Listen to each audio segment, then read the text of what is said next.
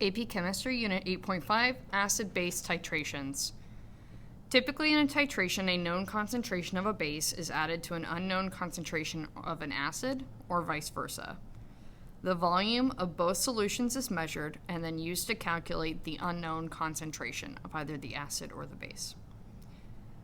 The titrant is going to be the solution with a known concentration, whereas the analyte is going to be the solution of unknown concentration.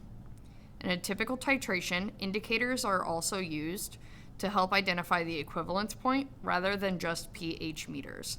This gives a visual color change that can help to identify when the equivalence point has occurred instead of constantly checking pH meters, which can be a little bit more finicky and harder to visually identify exactly when we have reached our equivalence point. Strong acids and strong base titrations are going to have an equivalence point where our pH is that of 7. However, strong base, weak acid, the equivalence point will occur at a pH greater than that of 7 because our weak acid is going to form conjugate bases. Midpoint of a weak acid or weak base titration is approximately halfway between the starting point and the equivalence point.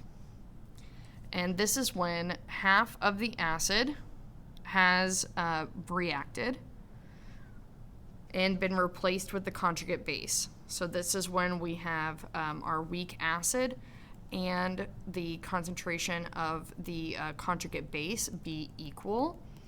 And so that's very important because at our midpoint, the pH is going to tell us the pKa of that weak acid.